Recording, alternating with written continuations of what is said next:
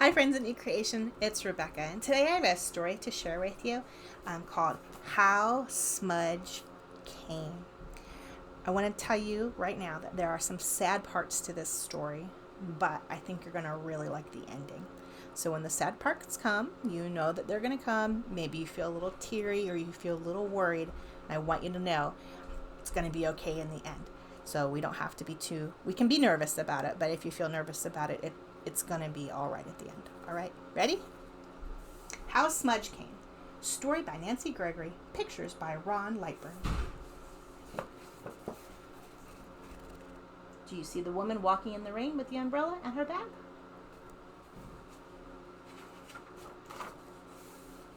Look what she sees. In the rain, a trash can turned over and a puppy. There's one thing Cindy knows. This is no place for a puppy. Up goes the puppy, tucked into her bag. Home goes Cindy.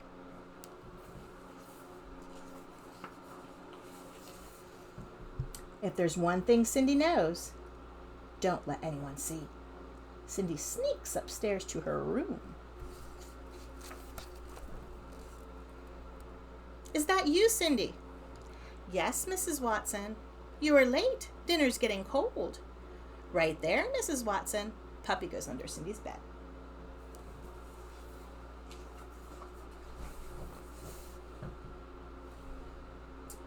At the big table, everyone is eating already. Cindy fills her napkin with stew for the puppy. No dessert, Cindy? No thanks.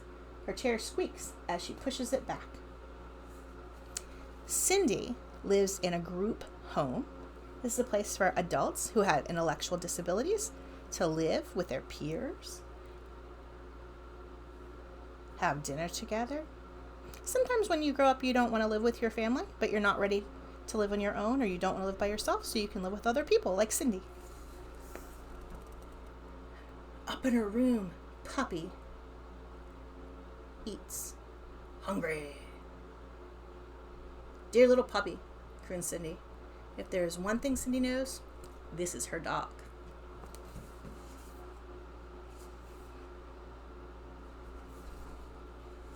Knock, knock on the door. Cindy!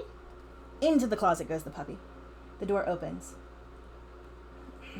They never wait for her to answer. Cindy, John is drying the dishes. You can put away. Cindy concentrates on the plates. Don't break a plate, Cindy. Think about plates, not the puppy. But she's thinking about her puppy, right? That's what she wants to be thinking about. But she's got to do her part. When you live with other people, you have to do your chores. Back in her room. Oh, puppy, what did you do? Uh-oh. Sounds like maybe he had an accident. Cindy cleans up after the puppy. Puppy sleeps under Cindy's covers. If there's one thing Cindy knows, this is her best friend.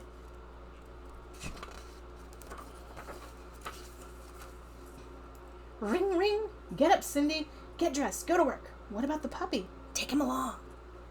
Cindy works in a house called hospice.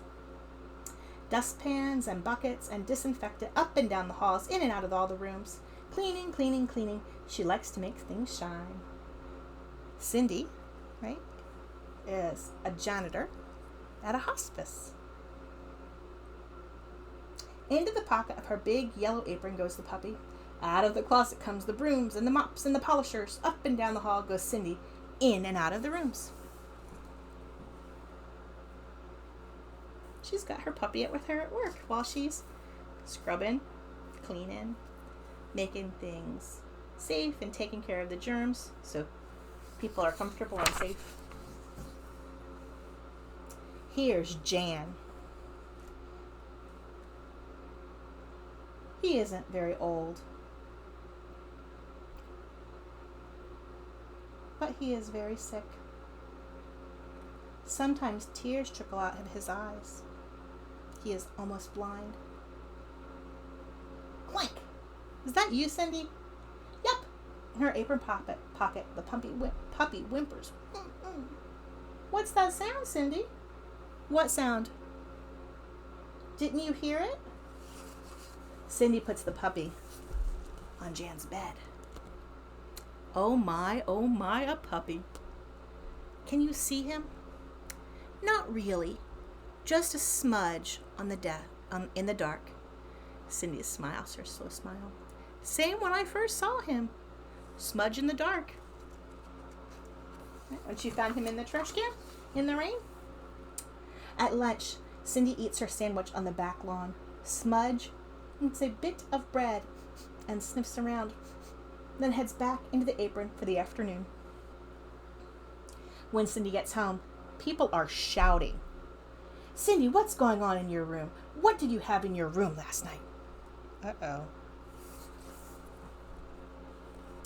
Uh-oh. I think having a puppy is against the rules at their house. Cindy's not telling. Her lips are tight and her eyes are squinty. She breathes through her nose. Cindy, stop being silly. Cindy is leaving now.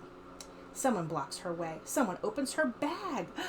Hands snatch at the puppy. Hey, that's not okay. You can't treat other people like that. Smudge! Cindy, be reasonable.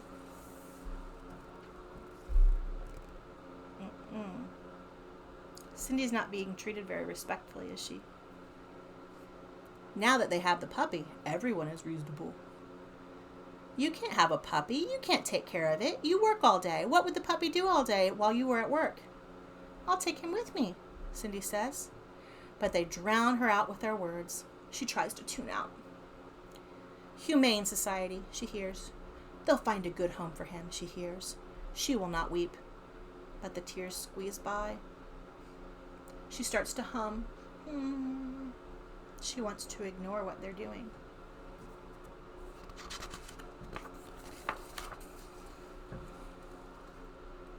Go to your room, Cindy. That's not a very dignified way to treat someone. The next day, Jan props himself up. Where's Smudge? What would the puppy do all day? You can't take care. You can't have a puppy. Oh, Cindy is furious. Jan lies back. It sounds like Jan was excited to see the puppy again.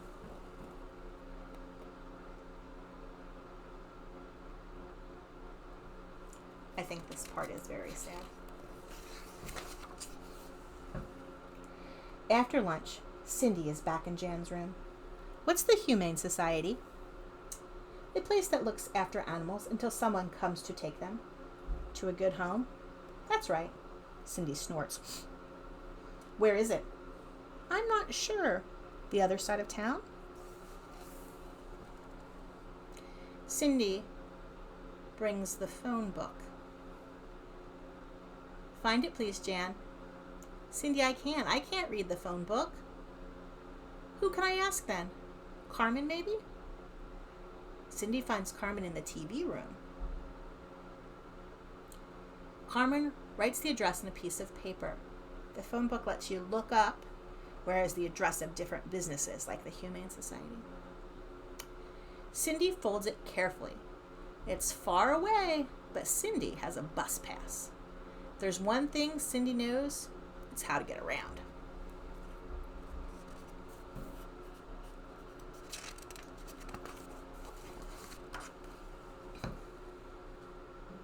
When the bus stops, Cindy shows the paper to the driver. Take the number 9 bus all the way to Night Street, the driver tells her. Good luck! The Humane Society keeps Smudge in a cage. The floor is hard and cold. He lies on papers. Good home, says Cindy. This is not a good home. At closing time, the clerk tells her, come back on Saturday at 10 o'clock if you want the puppy.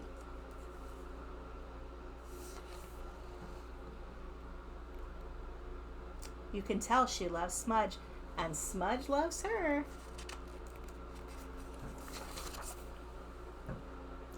I'm getting Smudge on Saturday, she tells Jan.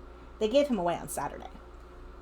Saturday is chore day at the group home where she lives. Cindy, what's wrong? You usually like to clean. Dusting's done. Cindy's gone like a leaf in the wind. She is panting at the desk. She's hurried to get there. I've come for my dog. Which dog is that? My puppy. Small and black, Smudge? Sorry. All the puppies went this morning. Come back back next week. We're sure to get more.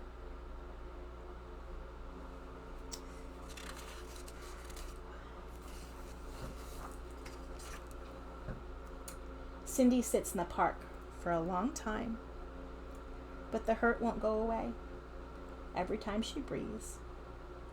There's one thing Cindy doesn't know, it's how to find that puppy, and crying won't help. Cindy makes a whistle with a blade of grass between her thumbs. Here's Smudge. Here's Smudge.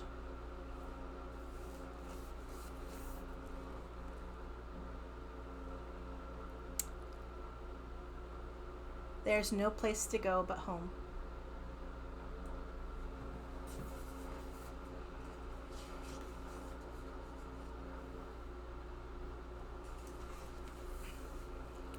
Cindy, there's a phone message. What does Cindy care for messages? She lies on her bed and hums. She's very sad. Cindy, they want you at hospice house first thing in the morning. You aren't in trouble, are you?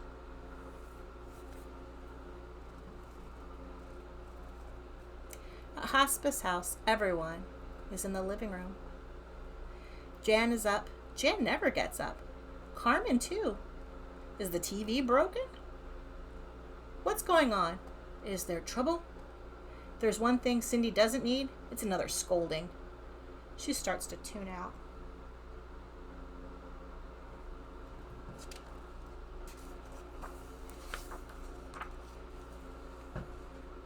Cindy, we have something for you. Cindy, look. Something soft is in her arms. Something cold nuzzles her chin. Cindy opens her eyes. Smudge!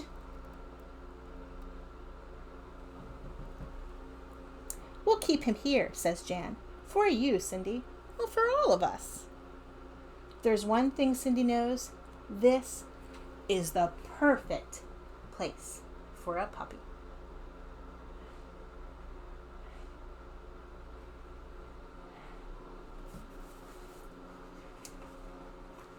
I like when Smudge came because it's how people are taking care of each other.